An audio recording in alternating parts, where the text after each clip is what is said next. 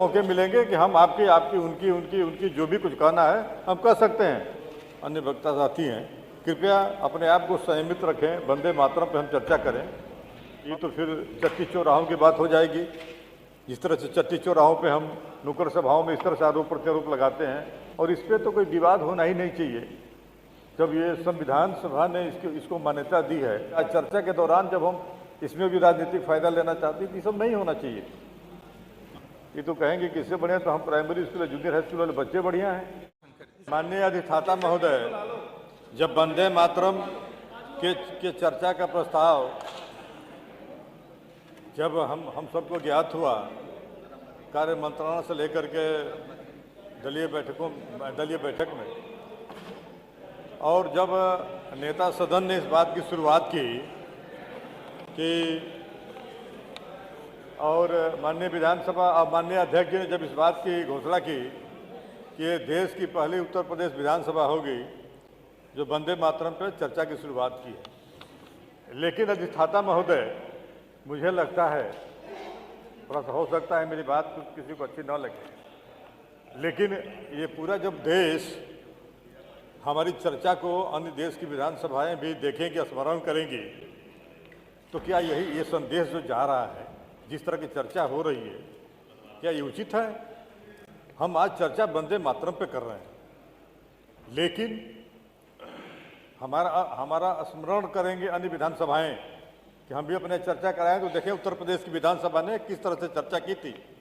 लेकिन हम क्या कर रहे हैं, हमें बहुत ऐसे मौके मिलेंगे बजट पे, या बहुत ऐसे सारे मौके मिलेंगे कि हम आपकी आपकी उनकी उनकी उनकी जो भी कुछ कहना है हम कह सकते हैं।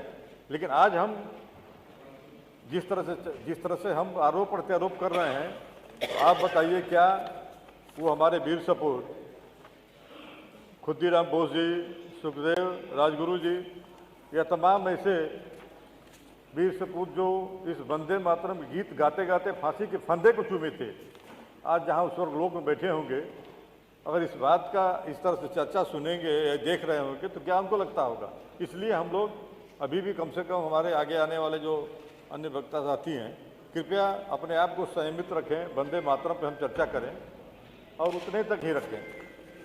माननीय अधिष्ठाता महोदय, यह राष्ट्रीय गीत है, और राष्ट्रीय गीत हम चूँकि नहीं कह रहे हैं, इसको 24 जनवरी 1950 को संविधान सभा ने इसे भारत के राष्ट्रीय गीत के रूप में अधिकार दिया और जनगण को राष्ट्रीय गान के रूप में दिया। ये ऐसे विद्वान लोग, और उसको लेकर के आज हम चलते आ रहे हैं। माननीय अधिष्ठाता महोदय, यह भी नहीं है, आरोप प्रत्यारोप लग रहे हैं, लेकिन यह पहली बार 1896 में भारतीय राष्ट्रीय कांग्रेस के कलकत्ता अधिवेशन में रविन्द्रनाथ जी टैगोर जी द्वारा इसको गाया गया था। तो जबकि इसकी रचना बंकिम चंद्र बंदोपाध्याय जी ने 1870 के दशक में की थी, और जैसा कि इस चर्चा में ये बात पहले भी आ चुकी है कि ये आनंद मठ 1882 जो उपन्यास था उससे लिया गया था। तो निश्चित रूप से हम सब तो इसके ऐसे कुछ ऐसे विषय हैं जिस पे इसकी शुद्ध और सात्विक चर्चा होनी चाहिए। हम लोग आरोप प्रत्यारोप करेंगे तो इसका संदेश, इससे बढ़िया फिर ये तो फिर चट्टी चौराहों की बात हो जाएगी। जिस तरह से चट्टी चौराहों पे हम नुक्कड़ सभाओं में इस तरह से आरोप प्रत्यारोप लगाते हैं, इस तरह से हम तो चाहेंगे कि जो हमारे नए सदस्य हैं जो सीखना चाहते हैं उनको सीखना चाहिए। हम ये सब चीज़ें हम उसमें तक न जाएं। हम लोग तो आदरणीय, जब हमारे माता प्रसाद जी पांडे जी जब अध्यक्ष हुआ करते थे, या जो पुराने वरिष्ठ लोग हैं उनका हम लोग उनसे सीखते हैं, स्मरण करते हैं। इसलिए माननीय अधिष्ठाता महोदय, क्योंकि इसकी संरचना संस्कृत और बांग्ला भाषा में मिश्रण में लिखा गया था, और ये हमारे भारत की आज़ादी में इतना प्रभावशाली भी था, ये गीत रहा इसको ब्रिटिश हुकूमत ने कई बार इसको प्रतिबंधित भी किया। इससे अंदाज़ा लगाया जा सकता है कि ब्रिटिश हुकूमत इस गीत से कितना डरती थी। इसको कई बार प्रतिबंधित किया रिकॉर्ड है, और जितना ही प्रतिबंधित करती थी उतना ही हमारे क्रांतिकारियों के दिलों में आग जो है जलता था।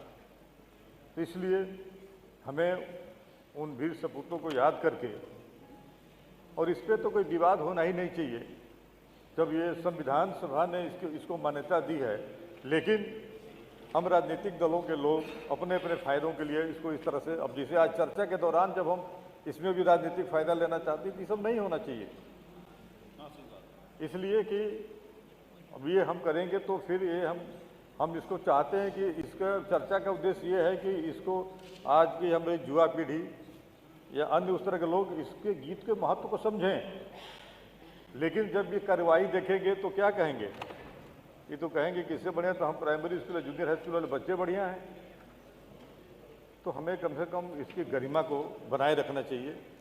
और तमाम ऐसे विषय हैं, मैं तो आपके माध्यम से अध्यक्ष जी से आग्रह करना चाहूँगा कि 15 दिन 1 महीना पे सदन को ऐसे 24 घंटा 48 घंटा के लिए ऐसे चर्चा के लिए छोड़ दें, सब अपने अपने खुमार निकाल लें, ताकि जब ऐसे मुद्दे आए तो उसमें सात्विक चर्चा हो, ताकि जब मौका मिलता है सब कुछ ना कुछ कहना चाहते हैं, चाहे कोई भी चर्चा करिए उसी को अपना शुरू कर देंगे, किसी भी चर्चा के में उसी को अपना लिया देंगे। इसलिए अधिष्ठाता महोदय, क्योंकि बहुत सारी बातें सब पहले आ चुकी है, मैं इसका जो लोकप्रिय संगीत जो यदुनाथ भट्टाचार्य द्वारा तैयार किया गया था, जो आज सबके दिलों को छूता है, सबके दिलों पर राज करता है, थोड़ा सा जरूर हम लोग राजनीतिक दलों के लोगों ने इसको जरूर भटकाने के प्रयास करते हैं, लेकिन जो आज बुद्धिजीवी लोग हैं इस चीज़ से परे हैं, वो जानते हैं सब चीज़ को। मैं इसका सम्मान करता हूँ और उन वीर शहीदों को जिन्होंने इस गीत को गाते गाते अपने आप को फांसी के फंदे तक पहुँचाया, मैं उनको नमन करता हूँ। और इसकी रचना, जो संरचना हाकिम चंद बट्टोपाध्याय जी ने 1870 में किया था, मैं उनको भी नमन करता हूँ। बहुत बहुत धन्यवाद।